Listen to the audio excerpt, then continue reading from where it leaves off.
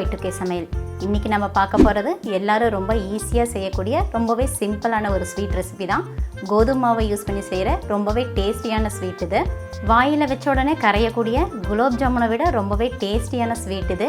வீட்டில் இருக்கிற பொருளுங்களை வச்சு ரொம்ப சுலபமாக ஸ்வீட் செய்கிறது எப்படின்னு பார்க்க போகிறோம். நம்ம சேனலுக்கு நீங்கள் புதுசுனா சேனலை சப்ஸ்கிரைப் பண்ணுங்கள், கூடவே பக்கத்தில் இருக்க பெல் ஐக்கனை கிளிக் பண்ணுங்கள். இப்போ வாங்க வீடியோக்குள்ளே போகலாம்.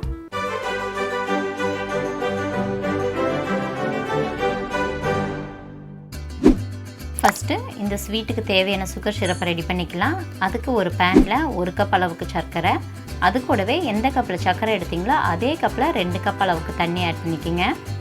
அது கூடவே கலருக்கு 1 பிஞ்ச் அளவுக்கு ஃபுட் கலர், 1 டீஸ்பூன் ஏலக்காய் பொடி, இது எல்லாத்தையும் ஒன்றா சேர்த்து நல்லா மிக்ஸ் பண்ணிக்கோங்க. ஃபுட் கலர் வந்து ஆப்ஷனல் தான், உங்களுக்கு தேவைப்பட்டால் ஃபுட் கலர் சேர்த்துக்கிங்க, இல்லைன்னா அதை அவாய்ட் பண்ணிவிடுங்க. அடுப்பை ஹை ஃப்ளேமில் வச்சு சர்க்கரை எல்லாம் கரையிற வரைக்கும் தொடர்ந்து மிக்ஸ் பண்ணிகிட்டே இருக்கணும். நம்ம ஆட் பண்ண சர்க்கரை எல்லாம் கரைஞ்சிருச்சு. இந்த பாகு வந்து ரொம்ப நேரம் கொதி வரணும்னு இல்லை, ஒரு 5 நிமிஷம் போல் கொதிச்சாலே போதும். நம்ம கையில் தொட்டு பார்த்தோன்னா பிசு பிசுன்னு இருக்கிற அளவுக்கு காஞ்சாலே போதும். கம்பி பதம் வர வரைக்கும் இந்த பாகை கொதிக்க வைக்க வேண்டியதில்லை. கையில் நல்லா பிசு பிசுன்னு ஒட்டுது. இந்த ஸ்டேஜில் இதை நம்ம அடுப்புலேருந்து இறக்கிடலாம். அடுத்தது ஸ்வீட்டுக்கு தேவையான மாவு ரெடி பண்ணிக்கலாம். அதுக்கு ஒரு பேனில் எந்த கப்பில் சர்க்கரை எடுத்திங்களோ அதே கப்பில் 1 கப் அளவுக்கு பால், 1 டீஸ்பூன் அளவு ஏலக்காய் பொடி, 1 டேபிள் ஸ்பூன் நெய், இது 3ஐயும் சேர்த்து நல்லா மிக்ஸ் பண்ணிக்கணும். நீங்கள் யூஸ் பண்ணியிருக்க பால் காய்ச்சி ஆறின பாலாக இருக்கட்டும். நம்ம ஆட் பண்ணியிருக்க நெய் பாலோடு சேர்ந்து நல்லா மிக்ஸ் ஆகி கொதி வர ஆரம்பிச்சிருச்சு. இந்த ஸ்டேஜில் 1 கப் அளவுக்கு கோதுமை மாவு இதில் ஆட் பண்ணி குக் பண்ண ஆரம்பிச்சிடலாம். கோதுமை மாவை ஆட் பண்ண உடனே அடுப்பை லோ ஃப்ளேமில் வச்சு குக் பண்ண ஆரம்பிச்சிருங்க. லோ ஃப்ளேமில் வச்சு நம்ம குக் பண்ணினா தான் கோதுமை மாவு நல்லா வேகும். அதே மாதிரி கட்டி சேராத மாதிரி நம்ம தொடர்ந்து கலக்கிட்டே இருக்கணும். கையெடுக்காமல் மாவை தொடர்ந்து நல்லா மிக்ஸ் பண்ணிகிட்டே இருக்கணும். நம்ம தொடர்ந்து மிக்ஸ் பண்ணிகிட்டே இருக்கும்போது அது கெட்டியாக சப்பாத்தி மாவு கன்சிஸ்டன்சிக்கு வரும். அந்த ஸ்டேஜில் நம்ம அதை இறக்கிடலாம். இந்த ஸ்வீட் செய்யறதுக்கு கண்டிப்பாக நெய் தான் ஆட் பண்ணணும். நெய்க்கு பதிலாக குக்கிங் ஆயில் இல்லை கோகோனட் ஆயிலும் ஆட் பண்ணக்கூடாது. கோதுமை மாவு நல்லா வெந்து ஒரு சப்பாத்தி மாவு கன்சிஸ்டன்சியில் வந்துருச்சு. இந்த ஸ்டேஜில் இதை நம்ம அடுப்புலேருந்து இறக்கிட்டு ஒரு 5 நிமிஷம் போல் ஆற வச்சிடலாம். நம்ம கை பொறுக்கிற சூடுக்கு இந்த மாவு ஆறுனாலே போதும். மாவு ஆறுனதுக்கப்புறம் கையில் கொஞ்சம் நெய் அப்ளை பண்ணிவிட்டு மாவை நல்லா பிசைய ஆரம்பிச்சிடலாம். நம்ம பூரி மாவை பிசைகிற மாதிரி நல்லா ப்ரெஷர் கொடுத்து டைட்டாக பிணையணும். நம்ம எந்த அளவுக்கு டைட்டாக பிணையிறோமோ அந்த அளவுக்கு நம்ம செய்கிற ஸ்வீட் வந்து ரொம்பவே சாஃப்டாக வரும். மாவு நல்லா பிணைஞ்சதுக்கப்புறம் சின்ன சின்ன உருண்டையாக எடுத்து இந்த மாதிரி கையில் தட்டி எடுத்துக்கோங்க.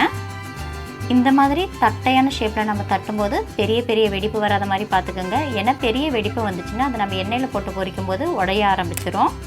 சின்ன சின்னதாக வெடிப்பு வரும், அது ஒன்றும் பிரச்சனை இல்லை. நம்ம ரெடி பண்ணி வச்சுருக்க மாவை இந்த மாதிரி ஒரு அரிக்கரண்டி இருந்துச்சுன்னா அதில் வச்சு ப்ரெஸ் பண்ணி நம்மளுக்கு வேணுங்கிற ஷேப் எடுத்துக்கலாம்.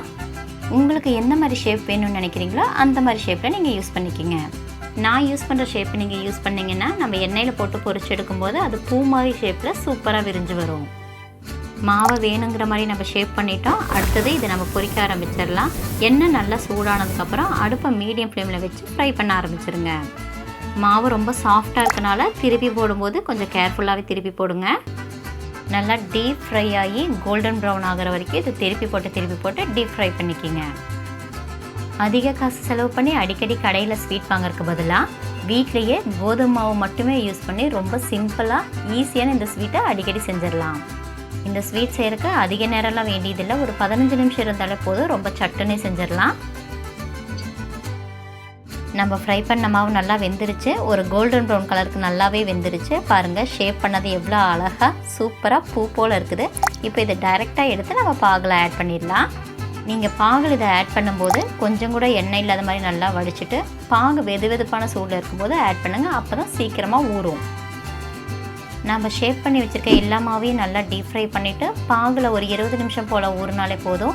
ரொம்பவே சூப்பரான சாஃப்டான கோதுமை மாவு ஸ்வீட் ரெடி ஆகிடுச்சு. எவ்வளோ செஞ்சாலுமே பத்தாதுன்னு சொல்கிற அளவுக்கு ரொம்பவே டேஸ்டியான ரொம்ப சாஃப்டான வாயில் வச்ச உடனே கரையிற கோதுமை மாவு ஸ்வீட் ரெடி ஆகிடுச்சு.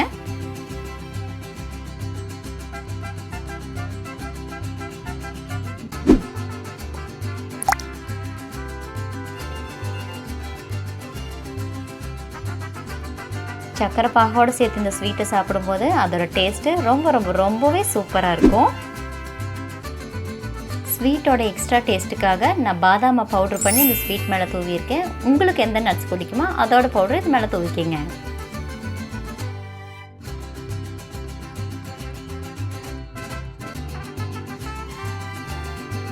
எல்லாரும் ரொம்ப ஈஸியாக செய்யக்கூடிய ரொம்ப டேஸ்டியான ரொம்ப சாஃப்டான இந்த ஸ்வீட் ரெசிபியை நீங்களும் ட்ரை பண்ணி பாருங்கள்.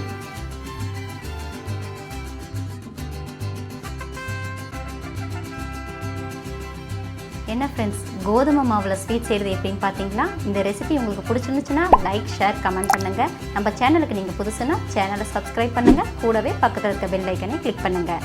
மறுபடியும் இன்னொரு ரெசிபியில் பார்க்கலாம். அது வரைக்கும் பாய்.